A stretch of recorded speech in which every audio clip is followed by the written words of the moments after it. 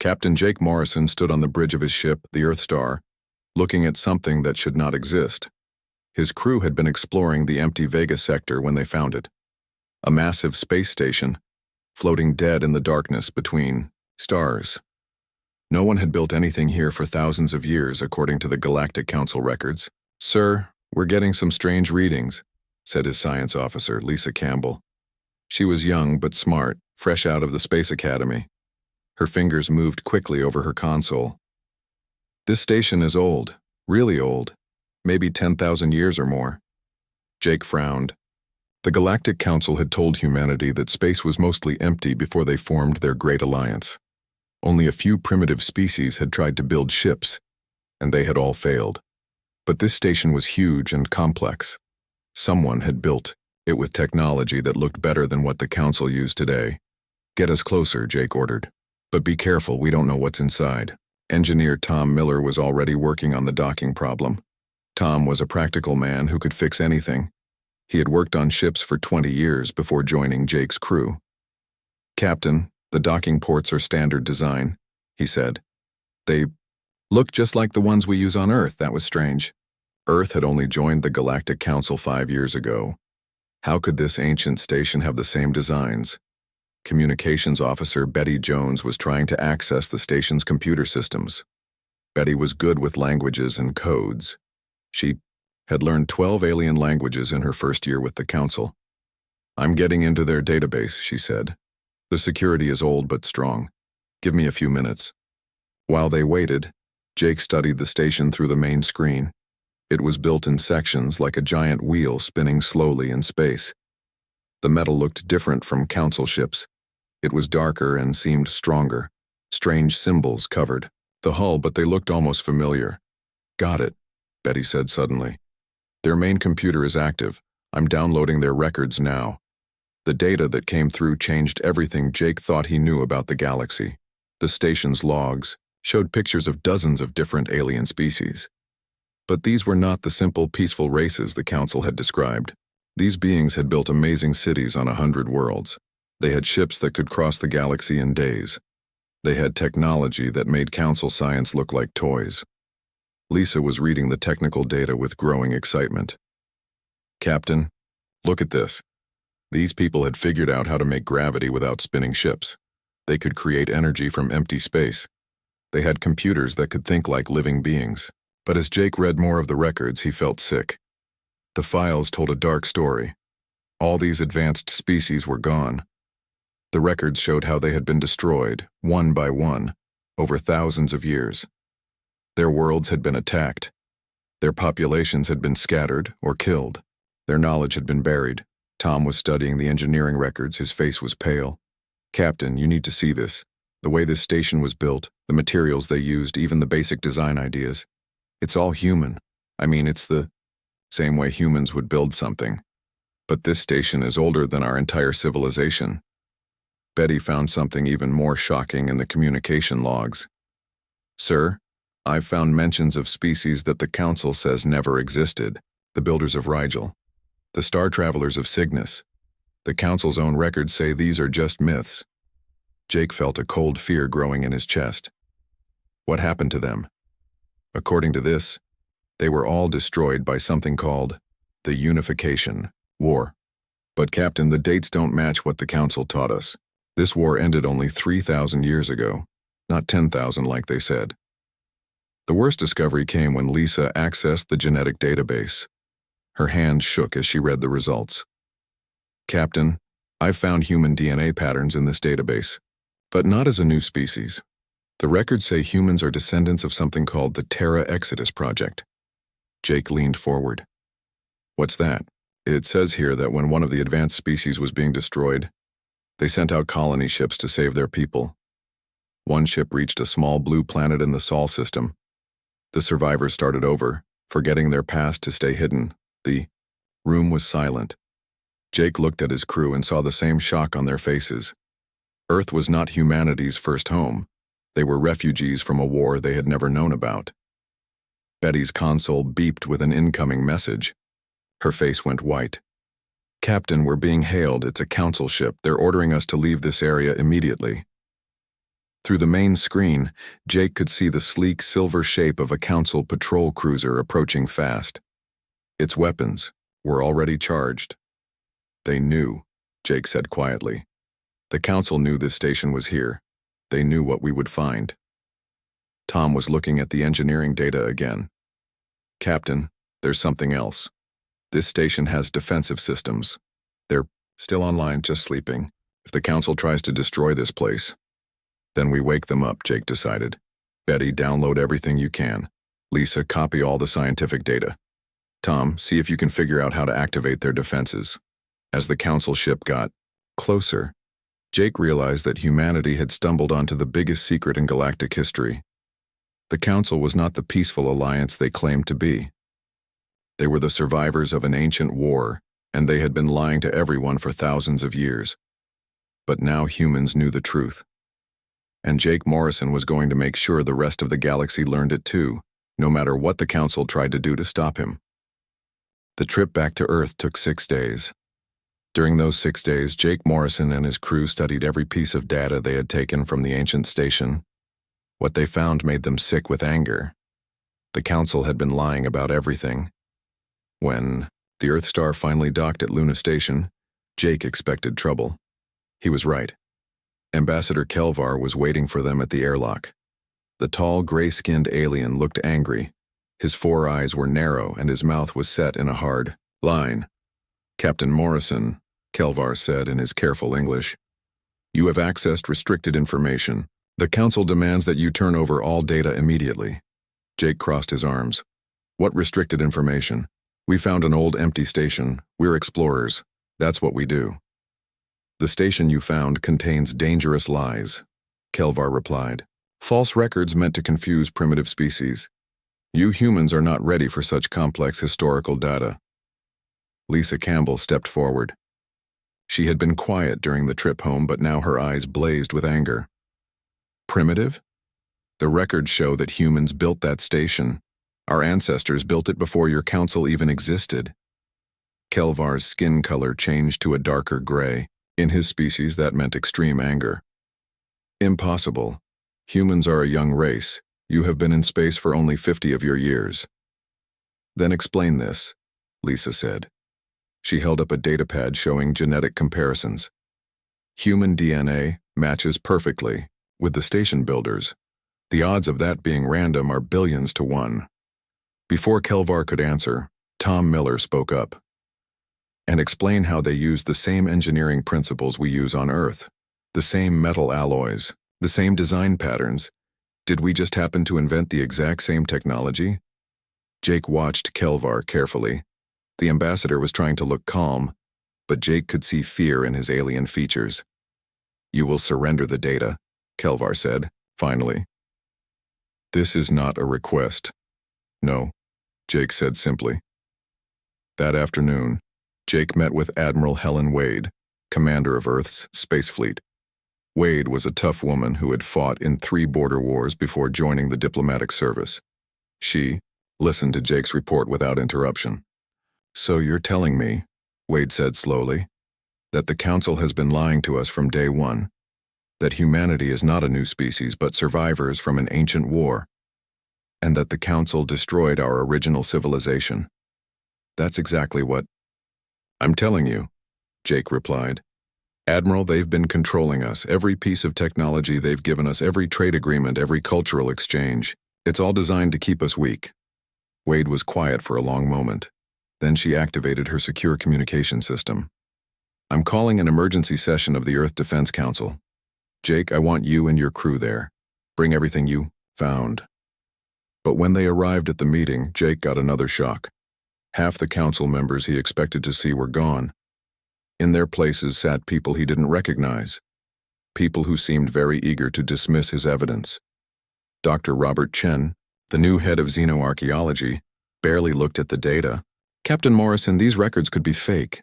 The Council has warned us about ancient computer viruses that create false historical data. General Patricia Brown, who had replaced General Harrison just last week, nodded agreement. We should not risk damaging our relationship with the Council over some old computer files. Jake felt a chill. General, when did you take this position? 3 days ago, Brown replied. General Harrison decided to retire suddenly. 3 days ago. Right after Jake had sent his initial report about the station, Admiral Wade was studying the new council members with suspicious eyes. "That's interesting timing," she said quietly. After the meeting, Jake's team gathered in a secure conference room. Betty Jones had been busy during the session, using her communication skills to trace some interesting data. "Captain," she said, "I've been checking personnel records. In the last month, 17 key government officials have either retired, been transferred, or died in accidents. All of them were replaced by people with strong pro-council views." Lisa was working at her computer. "I've been analyzing the council's trade agreements with Earth. Look at this pattern. Every time humans develop something new, the council suddenly offers us a better version for free. But their version always has built-in limitations." Tom had been studying engineering reports. "They've been sabotaging us," he said bluntly. "Our fusion reactor project failed because of faulty council-supplied materials. Our new ship designs have been rejected because they don't meet council safety standards, standards that don't apply to any other species."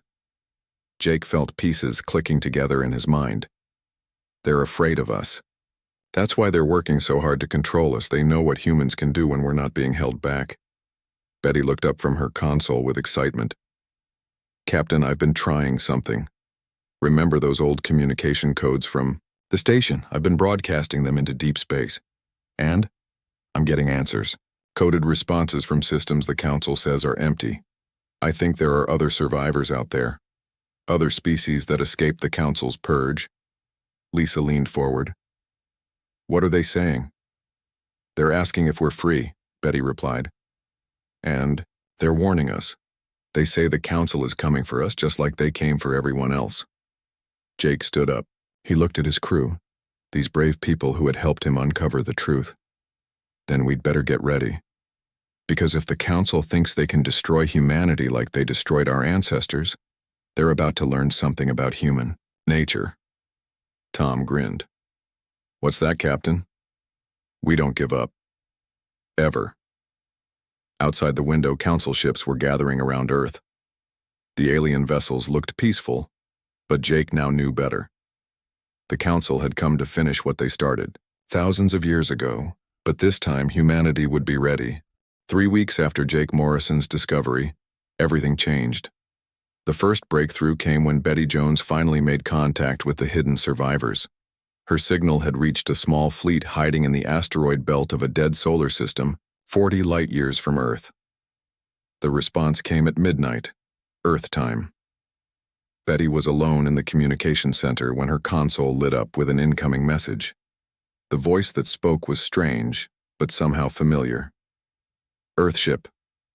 This is Captain Zara of the Kethmari Resistance Fleet. We have been waiting for your people to wake up for 3,000 years. Betty's hands shook as she activated the recording system. "This is Betty Jones of Earth. We found your old station. We know about the war." "Good," Zara replied. "Then, you know what the council really is.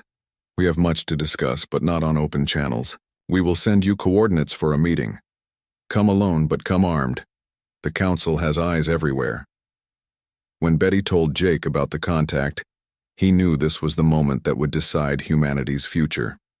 3 days later, the Earth Star slipped away from Luna Station quietly, telling traffic control they were going on a routine patrol mission. The meeting point was in empty space, far from any known trade routes. When they arrived, Jake saw something that took his breath away. Ships, dozens of them from species he had never seen before. Some were sleek and silver like knives, others were rough and dark like chunks of metal, but all of them looked deadly. The largest ship was clearly the leader. It was built like a fortress with heavy armor and weapons that could destroy planets. A shuttle came from this ship, carrying the alien delegation. Captain Zara was not what Jake expected. She was small and thin, with blue skin and 6 arms. Her species, the Kethmari, had built the ancient station Jake's crew had found, but her eyes burned with fierce intelligence and barely controlled anger. "Welcome to the Free Worlds Alliance," she said in perfect English. "We are what remains of free civilization in this galaxy." Jake looked around the shuttle bay. Besides Zara, there were 5 other aliens. Each one represented a different species that the Council claimed was extinct. Commander Thok of the Rigel Builders was massive, 8 feet tall with rock-like skin. His people had built some of the greatest engineering works in galactic history before the Council hunted them down. Captain Nira of the Vegan Star Rangers was covered in silver fur and had large, intelligent eyes. Her species had been master, explorers until the Council destroyed their homeworld and scattered the survivors. Dr. Vel of the Centauri Healers looked almost human, except for her green skin and the fact that she had 2 hearts. Her people had created medical technology that could cure any disease, until the Council decided they were too dangerous to live. Admiral Crix of the Tau Ceti Defense Force had 4 legs and skin that changed colors with his emotions. Right now, his skin was dark red, which Jake learned meant anger. His people had been warriors and protectors until the Council betrayed them during a peace conference. General Mora of the Arcturus Engineers was tall and thin, with long fingers perfect for delicate work. Her people had built machines that could think and feel, until the Council declared artificial intelligence illegal and murdered every AI in the galaxy. "How many of you are left?" Jake asked. "Not many," Zara replied sadly. "My people once numbered, in the billions. Now we have maybe 50,000 survivors spread across a dozen hidden colonies. The others have similar numbers." Commander Thok's voice rumbled like falling rocks. "The Council killed 99% of every advanced species in the galaxy. Only we few escaped to tell the truth." Jake felt sick. "Why? Why did they do this?" Dr. Vel answered. "Because we would not bow down. The Council offered each of our species the same choice they offered you. Join them, follow their rules, let them control your technology and population, or die." "Most species accepted," Admiral Crix said. His skin shifted to a darker red. "They traded their freedom for safety, but some of us refused. We said we would rather die as free beings than live as slaves." "So they tried to kill us all," General Mora added. "They almost succeeded." Captain Nira stepped forward. "But now there is hope. Humans are the first species in 3,000 years to discover the truth and reject Council control. Your people have something special, something the Council fears." "What's that?" Lisa Campbell asked. Zara smiled for the first time since the meeting began. "You never give up. Your history shows it. Every time someone tries to conquer humans, you fight back. Even when you're outnumbered, even when you're losing, you keep fighting until you win." Jake thought about human history, all the wars, all the struggles, all the times humans had faced impossible odds and somehow won. "The Council knows this?" "They studied your species for 50 years before making contact," Thok explained. "They hoped they could control you with gifts and treaties, but they were wrong. Humans cannot be controlled for long." Over the next several hours, the Alliance leaders shared everything they knew about Council operations. The organization was controlled by 3 founding species: the Ethereal Overlords, the Shadow Masters, and the Mindbenders. These 3 species ruled from the hidden capital world of Nexus Prime, which moved constantly through space to avoid detection. The Council maintained power through careful manipulation. They gave member species just enough technology to be comfortable, but not enough to be independent. They controlled trade routes, communication networks, and resource distribution. Any species that grew too powerful or too independent was quietly eliminated. "They have done this for 10,000 years, Zara explained. Build up a species, then tear it down. Keep everyone weak and fighting each other while they grow stronger." But Jake learned that the Alliance had not been sitting idle. Over 3,000 years they had been preparing, building weapons, training soldiers, gathering intelligence, waiting for the right moment to strike back. "We have been waiting for a catalyst," Admiral Crix said. "A species strong enough and stubborn enough to lead the fight. We believe humans are that species." Jake looked at his crew.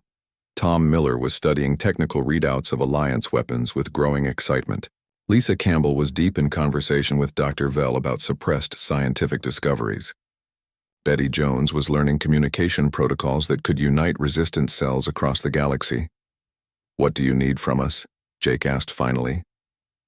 Zara's 6 arms moved in what Jake realized was a gesture of respect. "Help us take back our galaxy. Help us end the Council's reign of terror. Help us build a true alliance of free worlds." Jake thought about Earth, about humanity's future, about all the species that had died because they wanted to remain free. The choice was easy. Count us in. The war began 6 months after Jake Morrison made contact with the Free Worlds Alliance. It started when Earth formally announced its withdrawal from the Galactic Council and released all evidence of the Council's crimes to every species in the galaxy. The response was immediate and violent. Council fleets appeared in Earth's solar system within days, demanding humanity's surrender. Admiral Helen Wade, now commanding the combined Earth Alliance fleet, sent a simple message in return: "Come and take it." The first battle happened near Jupiter. The Council brought 300 ships, expecting an easy victory against Earth's small fleet. They found 50 human vessels waiting for them, but these ships were different. Thanks to Alliance technology, they carried weapons and shields that the Council had never seen before. Jake Morrison commanded the Earth Star, now upgraded with Kethmari energy weapons and Rigel Builder armor plating. His crew had trained for months with their new Alliance partners, learning tactics that had been developed over 3,000 years of resistance fighting. "All ships, this is Captain Morrison," Jake broadcast to the fleet. "Remember what we learned. The Council ships are fast but fragile. Hit them hard and keep moving." The battle was brutal but short. Council ships were designed to intimidate weaker species, not fight against advanced technology. Tom Miller's engineering modifications allowed human ships to move faster and hit harder than anything the Council had faced before. Within 3 hours, 2/3 of the Council fleet was destroyed. The rest retreated. But Jake knew this was only the beginning. The Council had hundreds of fleets scattered across the galaxy. More importantly, they controlled the Nexus Prime, their secret mobile capital.